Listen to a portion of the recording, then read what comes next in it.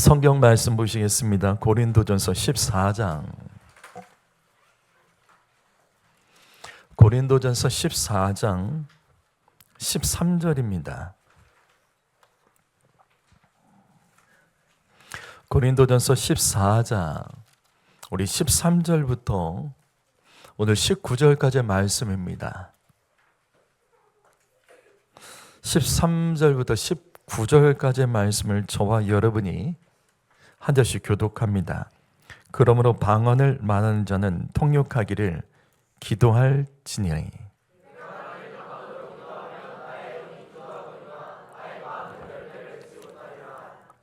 그러면 어떻게 할까? 내가 영으로 기도하고 또 마음으로 기도하며 내 영으로 찬송하고 또 마음으로 찬송하리라.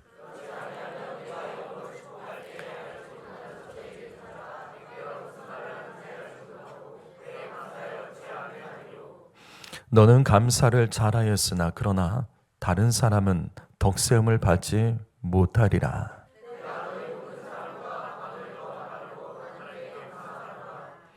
다 같이 그러나 교회가 내가 남을 가르치기 위하여 깨달은 마음 5마디 말을 하는 것이 1만 마디 나으니라. 아멘.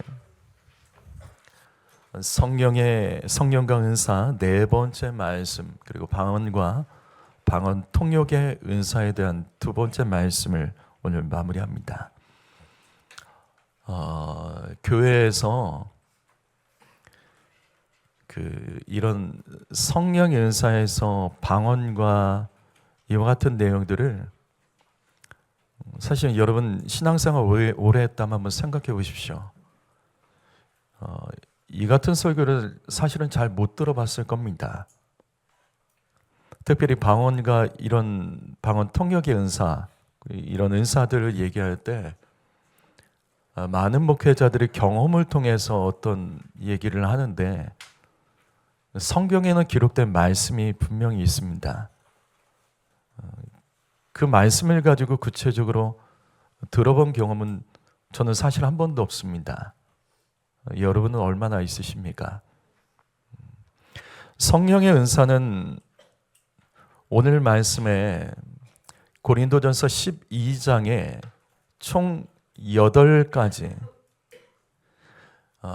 지혜의 말씀의 은사와 지식의 말씀의 은사로 포함해서 8가지인데 사실은 더 있습니다. 성경은 그것을 다 담지는 못해요. 여러분 가운데는 이 은사 말고도 더 많은 은사를 경험한 분도 계실 겁니다. 원래 저는 목회자가 될 생각이 전혀 없는 사람이었습니다. 제 계획이 있었고 제 꿈이 있었고 그래서 목회자가 될 생각을 갖지 않았었습니다. 그래서 저는 이 목회자 과정으로 들어가는 신학을 하는 과정에 성령의 많은 은사를 또 경험을 하면서 제가 도저히 감당할 수 없기 때문에 이 부분 앞에 굴복을 하고 목회자 과정으로 다른 것을 하다가 돌이켜 돌아갔습니다. 근데 저는 여러분에게 어떤 이 앞에서 성령의 은사들에 대해서 제가 경험한 것에 대해서 특별히 제가 얘기한 적은 없어요. 다시요, 우리가 알고 있는 그 은사들, 성경에 기록된 것 말고도 굉장히 많습니다. 근데 오늘 말씀을 여러분 들어보시면 이 은사가 제어돼야 되고 이 은사가 질서를 무너뜨리는데 때로는 사용이 되기 때문에 하나님께서는 이렇게 정해 주셨다라고 저는 믿습니다. 무슨 말이냐면, 자, 말씀 성경 구절로 잘 들어주시고 내 안에 은사에 대해서 어디 이 신비한 어떤 자기 경험과 저는 그거 없다고 말하는 게 아니에요. 그게 제어가 되지 않는 게 제일 큰 문제가 됩니다. 그리고 잘못 배운 것이 있으면 오늘 말씀으로 비교해서 어느 것이 많은지로 돌아가서 정리가 좀 되셨으면 좋겠습니다. 우리는 지난 시간에 성령의 은사 중에 방언의 은사의 앞에 부분의 말씀을 들었습니다. 지난 시간 말씀 기억하십니까? 두 가지 먼저 말씀만 들었죠. 방언의 은사, 이것은 개인의 신앙에 유익한 은사입니다. 다시요. 방언은 자랑할 건 아닙니다. 왜? 개인에게 유익한 겁니다.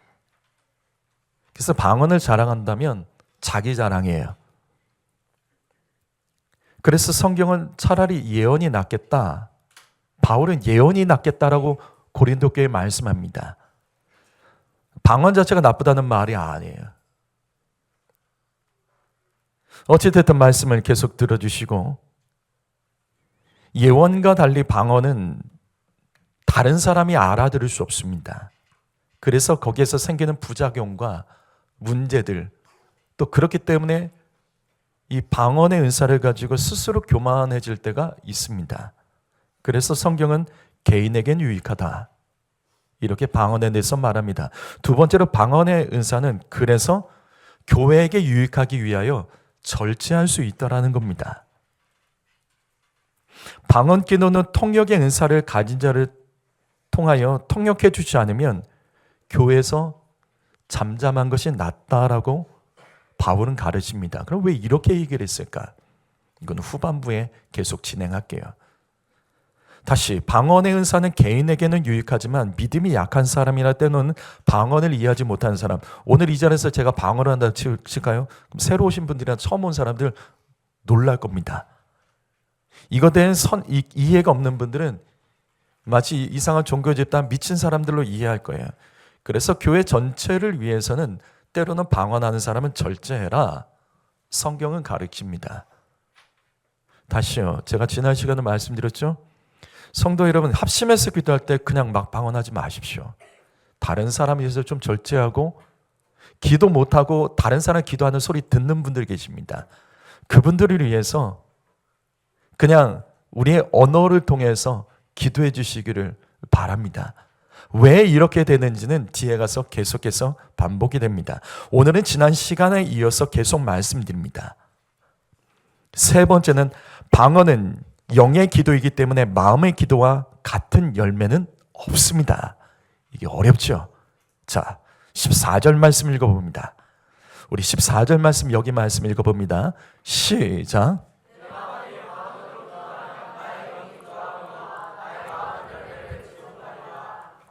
이 말씀이 어려운 구절입니다. 이 말씀에는 두 가지 기도가 기록되어 있습니다. 여기 영의 기도가 나오죠.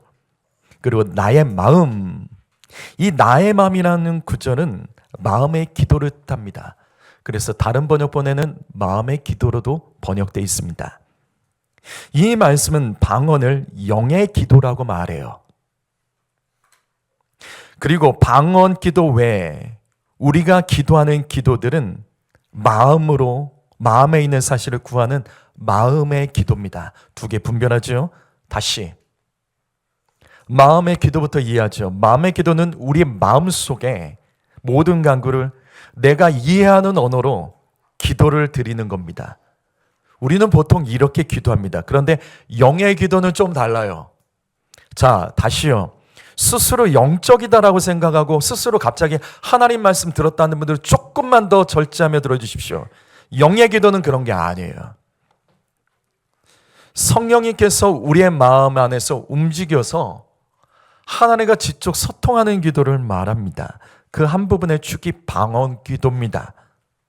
자, 영의 기도는 성령이 역사합니다. 성령은 기도하는 사람에게 역사합니다. 갑자기 뭐 받았다는 분들 절제 좀 하세요. 갑자기 내가 음성 들었다, 절제하세요. 기도 안 하는데 그거 분별하지 못하면, 그런 식으로 예수 믿으면 어느 순간에 거짓된 영이 내 마음에 이상한 마음 주면 한 방에 날아갈 수 있어요. 다시요. 영의 기도는 성령께서 하시는 겁니다.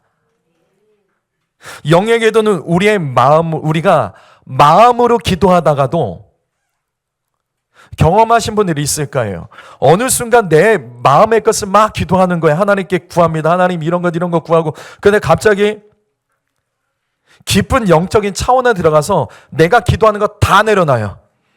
내 상황, 내 소망들을 그 소망 아무 상관없이 그거 다 내려놓고 하나님을 찬양하고 하나님 바라보며 하나님 소통할 때가 있습니다. 그게 영의 기도입니다. 그래서 이 말씀 보십시오. 마음의 기도는 우리가 내 마음 속에 있는 간구와 소망을 하나님께 올려드리기 때문에 거기에는 응답이라는 게 따라붙는 거예요. 그래서 열매를 맺습니다. 하지만 방언은 열매가 없습니다. 하나님과 교제하는 거기 때문에 마음의 기도 같은 열매가 없어요. 이걸 간단히 설명하면, 자, 질문하죠. 천국에서는 마음의 기도가 필요할까요? 필요 없을까요? 이게 어려운 질문입니까? 천국에서는 마음의 기도가 필요할까요? 필요 없을까요? 왜? 마음의 기도는 우리의 마음의 소원과 간구들을 하나님께 올려드리는 겁니다. 천국은 필요 없습니다. 천국은 마음의 기도가 필요 없어요. 천국은 영의 기도로만 그곳에 머무르는 곳입니다. 그래서 하나님과 소통하는 곳입니다. 이게 영의 기도예요. 그렇다면 우리의 기도는 어떤 기도가 되어야 되죠? 영의 기도입니까? 마음의 기도입니까? 우리의 기도는 어떤 기도가 되죠? 영의 기도예요? 마음의 기도예요? 자, 여기서 헷갈리시면 안 되죠. 영의 기도와 마음의 기도는 다른 거예요. 한쪽으로 치우치면 안 돼요. 균형을 이루어야 됩니다. 다시, 영의 기도는 개인에게 유익합니다. 마음의 기도는 공동체와 교회에게 유익합니다. 그래서 필요한 거예요. 다 필요한 거예요. 그것이 바로 이 말씀입니다. 15절 말씀. 15절 말씀 읽어봅니다. 시작.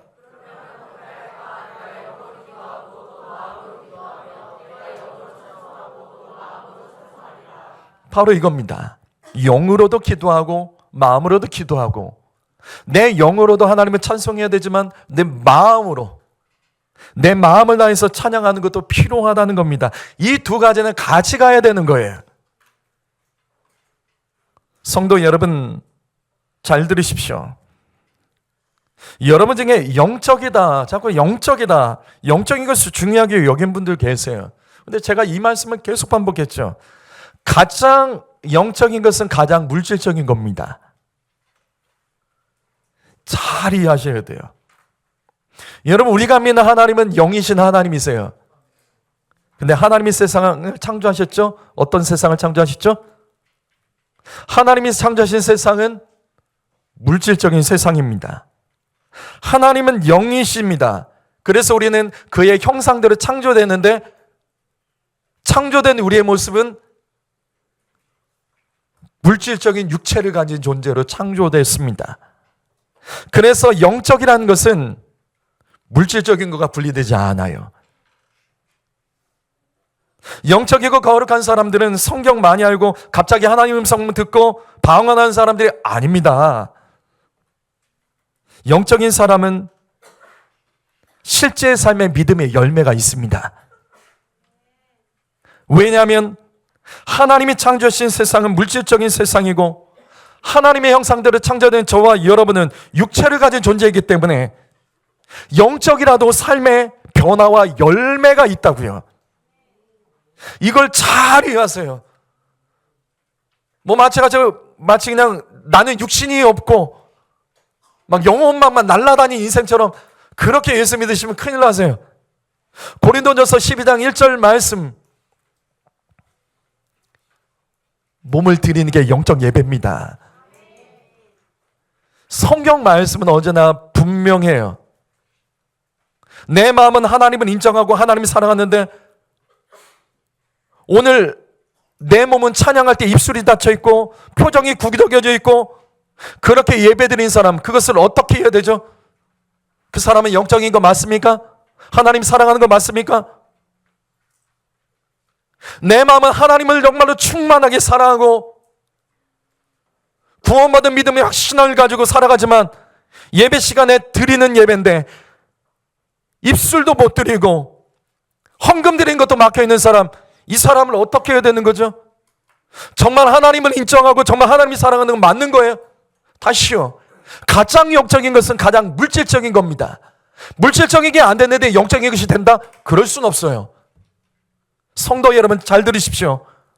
마음이 없어도 몸이라도 들이셔야 됩니다. 오늘 내 마음이 안 좋아. 그래서 내가 마음이 안 좋아. 그래서 예배가 잘 안 돼. 아니요. 몸이라도 뺏기지 마세요.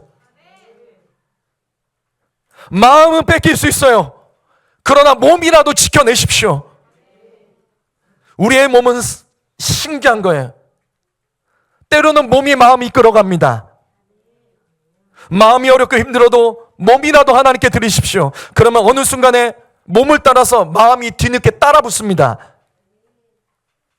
하나님께서는 그같이 예배하는 자의 그 예배를 영적으로 받아주시는 거예요. 바로 이것입니다. 내가 이렇게 해도 내 마음 주님께서 아실 거야. 그래, 아실 겁니다. 내가 이렇게 살아도 주님 내 마음 아실 거야. 그러나 여러분 기억하십시오. 하나님은 저와 여러분이 하나님의 마음을 좀 알아주기를 원하십니다. 언제까지 이해만 요구하실 거예요? 내가 하나님을 이해할 수는 없는 거예요? 내가 하나님의 마음을 안다면 삶에 합당한 열매와 변화는 반드시 일어납니다. 그것이 영적인 것이기 때문이에요. 그래서 16절 말씀, 여기 16절 말씀 읽어보죠. 16절 말씀 읽어봅니다. 시작.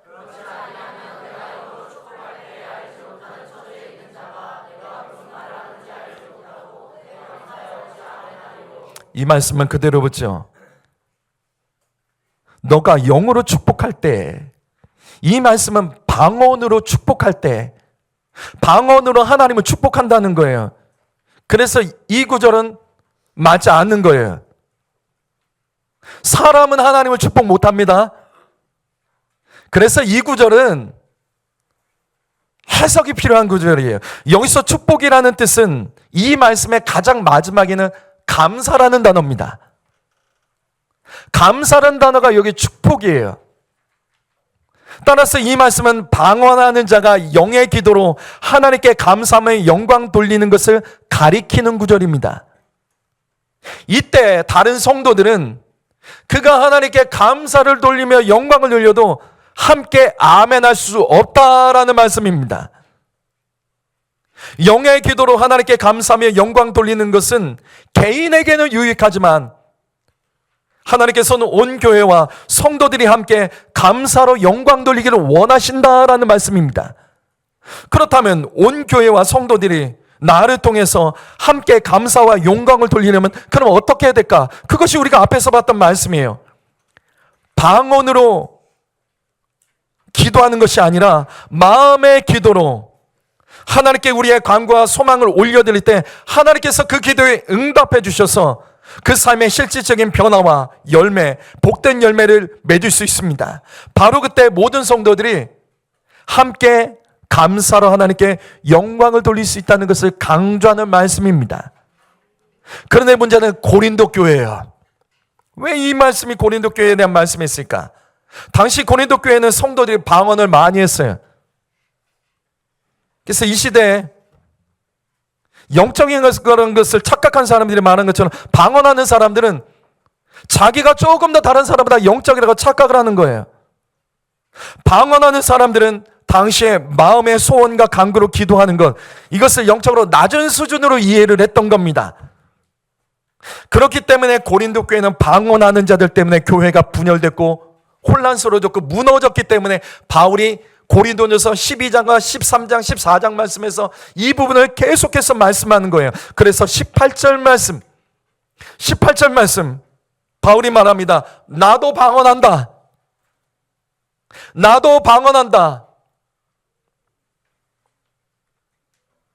바울은 나도 방언을 한데 너희보다 더 방언을 할 수 있다고 말해요. 그래서 하나님께 감사한다. 여러분 이 말씀의 의미가 뭐죠? 이 말씀의 의미가 뭘까요? 이 말씀은 앞의 구절과 같이 이어지는 거예요. 이 말씀의 구절의 의미가 뭘까요?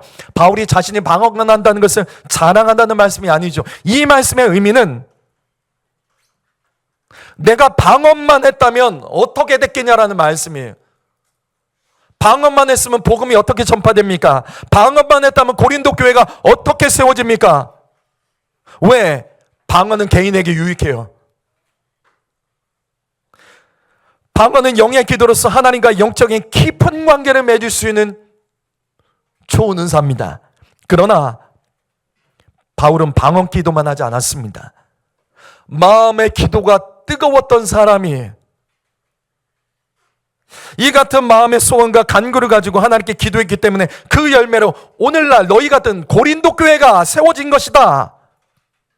방언만 강조하는 사람들 향하여, 방언이 최고라고 말한 자들 향하여 교회가 세워지고 복음이 전파되려면 마음의 뜨거운 기도가 필요하다는 것을 강조하는 말씀이에요. 그리고 19절 말씀 있습니다. 시작.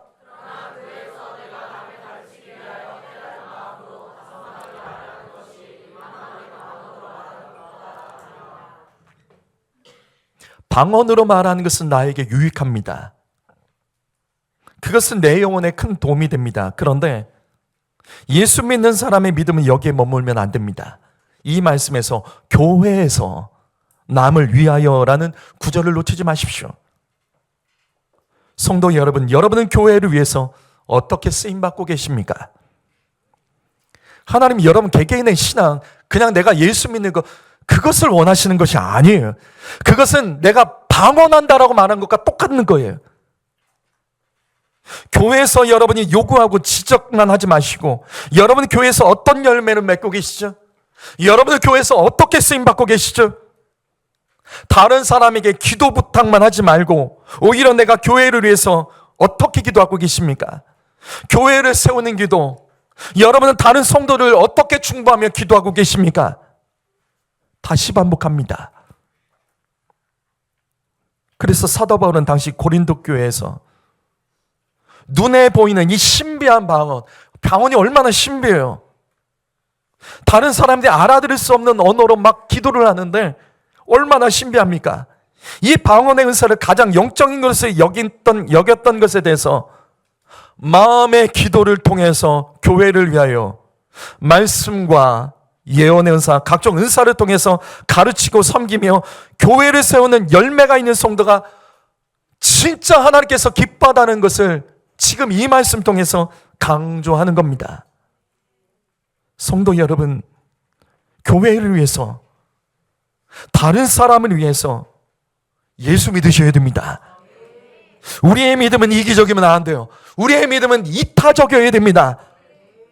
내 감정 상한다고 교회에서 함부로 하시면 안 되는 거예요. 누군가 그 사람에 대해서 감정을 상할 때 참아줬다고요. 내가 힘들다고 다른 사람 힘들게 하면 어떡해요? 누군가 내가 힘들어도 다른 사람에서 참아줬던 사람이 있습니다. 내가 아프다고 다른 사람 아프게 하면 어떻게 합니까? 내가 다른 사람 아프게 했을 때 어떤 사람 참아준 사람이 있다고요.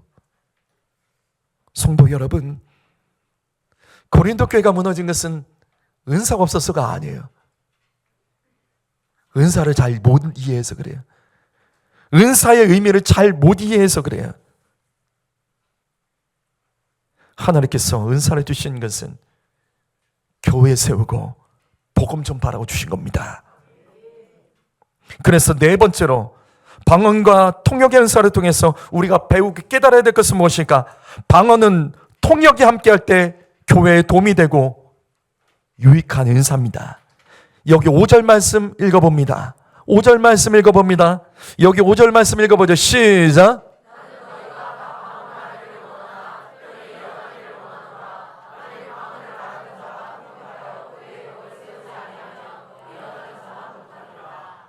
이 말씀 통해서 계속 똑같은 말을 반복합니다. 모든 은사는 결국 교회를 세우는데 유익해야 하는 겁니다. 교회 세우라고 주는 거예요.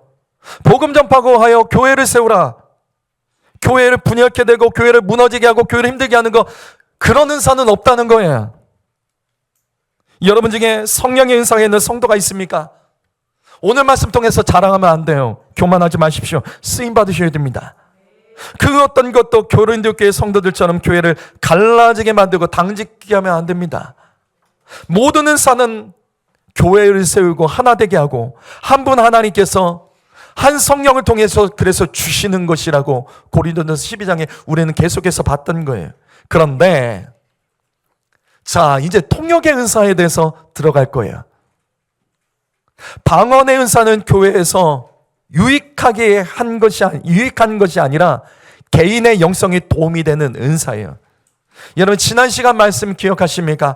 방언의 은사는 다른 은사와 달라요. 이 은사는 기도할 때만 나타나요. 맞죠? 이 은사는 기도할 때만 나타나는 은사예요. 그래서 방언의 은사는 기도의 은사입니다. 다시요. 방언의 은사 있는데 기도 안 하는 분들 진짜 큰일 나십니다. 방언하는데 기도를 안 한다?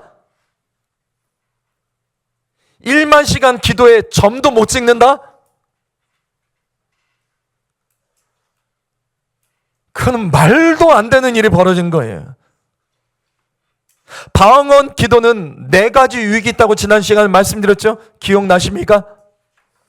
방언 기도의 4가지 유익은 더 깊은 기도, 더 오래 기도, 더 풍성한 기도, 더 뜨거운 기도를 할 수 있도록 하나님께 주신 것이 방언입니다. 여러분 중에 이렇게 기도하기 원한다면 방언에서 삼아하세요. 근데 방언 기도 받고 이거 안 하는 분이 있으면 여러분 오늘 꼭 회개하세요. 하나님의 뜻과 반대대로 살아가고 있는 거예요. 그런데 이 같은 개인적인 차원의 방언의 은사가 공동체를 유익하게 하는 은사가 되려면 방언 통역의 은사와 함께 해야 됩니다. 여러분 그래서 우리는 오늘 말씀에서 중요한 음성을 들어야 됩니다. 그것은 뭐냐면 방언의 은사가 있는 자들은 다른 사람들과 동역하셔야 됩니다. 하나님께서 동역하라고 주신 은사가 방언이에요. 여러분 이 말씀은 방언하는 자가 통역하는 자와 함께 동역해야 된다는 말씀만으로 받아들이지 마세요. 방언의 은사가 있는 성도는 혼자 영적이고 신령한 것처럼 되는 것 그거 주의하십시오. 방언하는 성도 여러분 이 말씀을 하나님께서 우리에게 주신 말씀으로 꼭 들으세요. 내가 만약 방언을 한다면 개인적인 신앙생활 벗어나십시오. 다른 사람들과 동역하셔야 됩니다. 동역하는 영성과 성품을 가지셔야 됩니다. 여러분 이단들도 방언하는 거 아세요? 이단들도 방언하는 거 아세요? 이단들 방언합니다. 어떻게 그게 가능한가? 방언은 성령을 통해서 영으로 하나님께 기도하는 것이죠. 근데 이단도 방언을 합니다. 왜냐하면 마귀는 하나님의 일을 흉내내요. 그래서 악한 영을 통해서 방언할 수 있습니다. 그렇기 때문에 많은 이단의 집회 가운데도 방언이 나오는 거예요.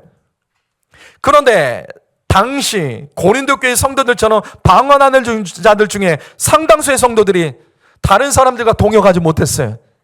개인적인 신앙으로 만족하고 교회가 하나 됐는데 쓰임받지 못했습니다. 그래서 고린도 교회는 방언하는 자들이 많았지만 유익한 것이 없어 교회가 무너집니다. 다시 반복합니다. 방언하는 성도 여러분, 여러분 중에 방언하는 분들 잘 들으십시오. 개인적인 신앙에서 빠져나오십시오. 스스로 영적이다 자만하지 마시고 내가 하나님의 음성 들었다 그런 거 하지 마시고 교회를 유익하게 됐는데 쓰임받고 그러기 위해서 다른 사람과 동역하세요. 혼자 영적인 척하지 마시고 다른 사람과 합력하지 못하면 방언의 은사는 교만에 빠져서 절대로 선한 대로 나가지 않습니다. 이처럼 방언의 은사는 통역의 은사자가 동역할 때 하나님께서는 교회에 유익하도록 방언의 은사를 이끌어 주신다는 거예요. 근데 이때도 질서가 있습니다. 여기 재밌는 내용이 나와요. 14장 27절과 28절 말씀 읽어보죠. 27절과 28절 말씀 있습니다. 자, 시작.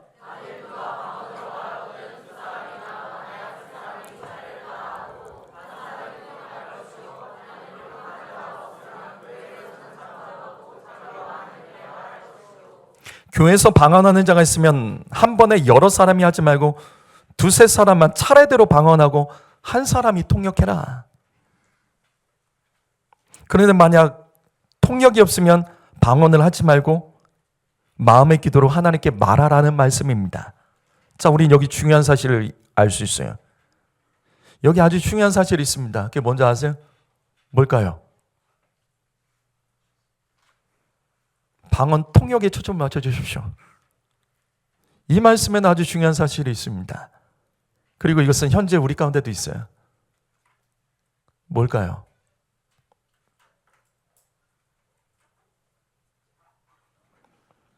방언하는 사람 맞지만 통역하는 사람의 숫자는 적습니다.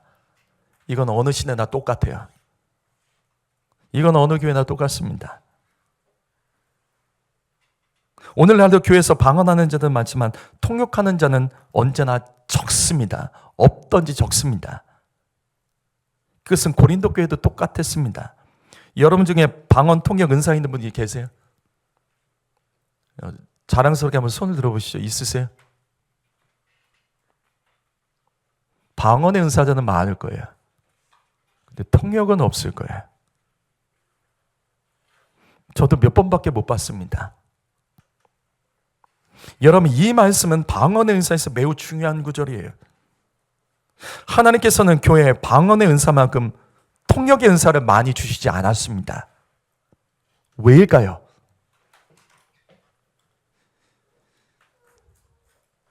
이게 이 말씀의 핵심입니다. 왜 하나님께서는 방언의 은사자는 많이 주셨지만 통역의 은사자는 그렇게 숫자가 적을까? 이것은 오늘날도 똑같다니까요. 왜 오늘날 교회에도 방언을 받는 사람 많은데 통역의 은사 받는 사람은 적은 것일까? 그 이유가 뭘까요? 다시요. 오늘 말씀에서 계속 반복되죠. 교회를 위해서입니다. 이게 이해가 되십니까? 교회를 위해서 그런 거예요. 여러분 잘 들으십시오. 방언의 은사는 방언을 받았다는 것을 알 수 있어요. 맞죠? 그럼 자, 다시 질문. 통역의 은사는 어떻게 알죠? 저 사람이 통역의 은사 받은 사람이 이거 어떻게 알죠? 이거 알 수 있어요? 알 방법이 있습니까? 내가 통역의 은사 받았다고 말하면 사람들이 맞아, 넌 받았어. 그것을 알 수 있냐고요. 누구도 모릅니다. 그래서 문제가 생기죠. 어떤 문제? 목회자가 지도할 수 없습니다. 그의 은사에 대해서 점검할 수가 없어요. 그게 방언 통역의 은사입니다. 자, 그래서 신앙생활 오래 하신 분들은 한번 생각해 보죠. 실제로 오늘날까지 한국교회에서 가장 많은 문제를 일으켰던 성도들 중에 한 부류가 통역하는 자들입니다. 여러분, 방언 통역 때문에 교회 혼란스러워지고 못 보셨죠? 보신 분도 있겠지만. 그리고 다시요. 오늘날 이단의 집회에서도 많은 사람들이 미혹할 때 방언 통역하는 자들이 나타납니다. 그리고 거짓말을 해요. 방언 통역의 은사가 잘못됐을 때 거짓 예언으로 교회를 어지럽게 하고 성도들이 마귀에게 유혹받을 수 있습니다. 이건 한국교회 역사에서 자주 있었던 일이에요. 그러나 다시요. 방언 통역의 은사는 구분할 방법이 없어요. 여러분 중에 만약에 내가 방언 통역의 은사가 있다라고 해도 내가 그분을 구분할 수가 없다고요. 목회자가 어떻게 지도를 못해요. 그래서 성경에는 변화가 일어납니다. 성경에는 방언이 언제나 변화가 일어납니다. 우린 지난 시간에 두 가지 변화까지는 봤어요. 어떤 변화? 최초의 성령의 은사로서의 방언은 사도행전 이전에서 외국어죠. 무슨 말이냐면 방언이 필요 없습니다. 방언 통역이 필요 없습니다.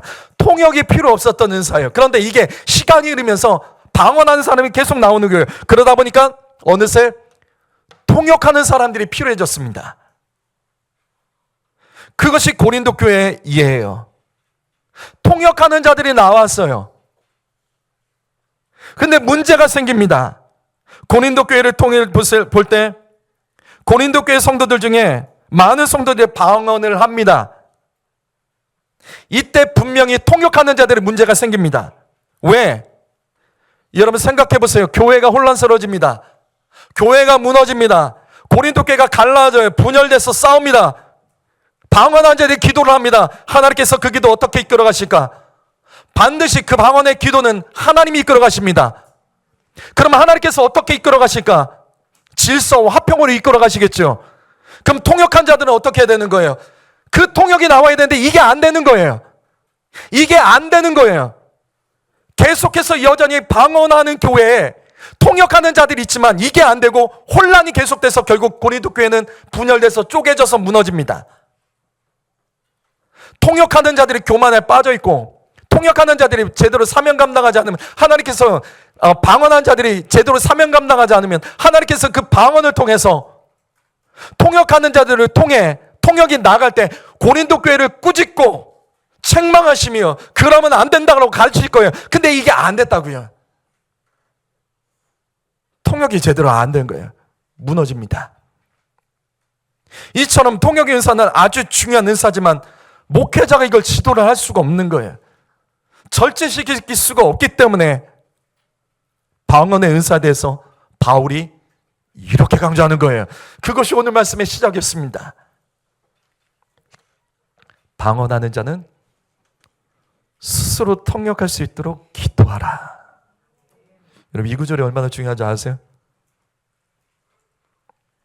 이 시대 방언의 은사는 이같이 세 가지 모습으로 나타납니다. 첫 번째는 외국으로 나타나고, 두 번째는 통역이 필요한 방언으로 나타나고, 마지막 세 번째는 통역이 없는 방언자들이 나타납니다. 이것은 어느 시대든지 순서대로 역사한다는 것을 여러분 아십니까? 성령의 능력으로 복음이 전파된 땅에, 처음 복음이 전파된 땅에 많은 사람들이 선교사들의 말씀을 전하고 말씀 선포될 때 그때의 언어로 말씀을 들어요. 그냥 더듬더듬처럼하게 말을 했던 그 말씀 속에서도 마치 하나님께서 그들에게 직접 말하는 것처럼 각 심령의 마음에 하나님 말씀이 부어집니다. 그러면서 방언의 역사가 터져 나와요. 그리고 그 안에 방언한 자들이 계속 나오면서 마침내 통역하는 은사자들이 필요하게 됩니다. 우리 한국교회는 이걸 겪었어요. 신앙생활 오래 하지 못하신 분들은 모르겠지만 오래 한 분들은 알 거예요. 이걸 겪었어요. 하지만 통역의 은사는 누구도 지도할 수 없고 누구도 제어할 수 없는 은사입니다. 그래서 하나님께서는 어느 순간에 방언 기도가 일반화된 그 땅 가운데는 어느새 스스로 방언의 내용을 가지고 통역할 수 있도록 하나님께서 방언의 은사를 허락하십니다. 다시요. 지금 현재 한국교회가 바로 2단계입니다. 방언한 자들이 자신의 방언을 스스로 통역할 수 있도록 하나님께서 각 심령에 성령의 기름을 부어주셨습니다. 이게 무슨 말이냐면 제 질문하죠. 여러분 중에 방언 받은 분 계시죠? 방언 제어가 안 되세요? 방언 제어를 못 하신 분. 나는 방언을 하는데 제어가 안 된다. 처음에 방언 받으면 제어가 안 돼요. 근데 오랜 시간 방언 기도한 분들은 제어가 되죠? 어떻게? 방언이 제어된다는 게 어떻게 할 수 있어요? 내가 방언하고 싶을 때 방언하고 하고 싶지 않을 때 멈출 수 있죠? 방언이 그런 겁니다. 무슨 말이냐면 성령의 은사는 성령의 열매 중에서 9번째 열매인 절제가 함께 역사합니다. 그래서 성령의 은사는 언제나 제어되기 때문에 방언을 처음에 할 때는 제어가 되지 않아도 오랫동안 방언 기도를 하면 어느 순간에 스스로 제어할 수 있어요. 그래서 방언하기도 하고 멈추기도 합니다. 이거 스스로 해요. 여러분 중에 아직도 나 방언 기도하는데 스스로 제어 안 되는 분 계세요? 오래 하신 분들 그렇지 않을 거예요. 다 제어될 겁니다. 제어할 수 있습니다. 두 번째 질문 할까요? 자, 방언 기도하는 분들만 이게 이해가 될 거예요. 방언 기도하는 분들 중에 내가 방언으로 기도할 때 내가 기도하는 내용 난 100% 모르겠다. 그러세요? 스스로 질문해 보세요. 정말 그러십니까? 내가 방언하는데 난 이거 무슨 말인지 전혀 모르겠다. 내가 어떻게 기도하는지 전혀 모르겠다. 어떤 내용으로 기도하는지 전혀 모르겠다. 정말 그러세요? 다시 반복합니다. 현재 한국교회는 아주 오래전이 방언이 시작됐기 때문에 방언하는 자들이 자신의 방언을 스스로 어느 정도는 다 통역할 수 있습니다. 100%는 아닐 수 있어요. 그러나 내가 방언을 하면서 이 기도가 하나님께 어떻게 올라가는지, 어떤 내용으로 올라가는지 방언하는 분들끼리 나중에 나눠보세요. 어느 정도 스스로 통역이 됩니다. 다시요. 그 증거가 내가 방언 기도하고 싶을 때 방언하고 멈추고 싶을 때 멈출 수 있다는 사실입니다. 그리고 방언 기도하는 성도가 내가 방언으로 기도한 것 때문에 이게 무슨 내용일까 궁금해서 막 죽겠는 분 계세요?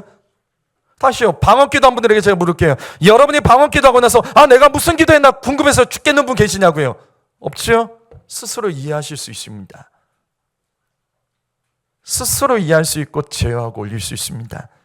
이건 방언을 받지 않은 분들은 도저히 이해가 되지 않는 영역이에요.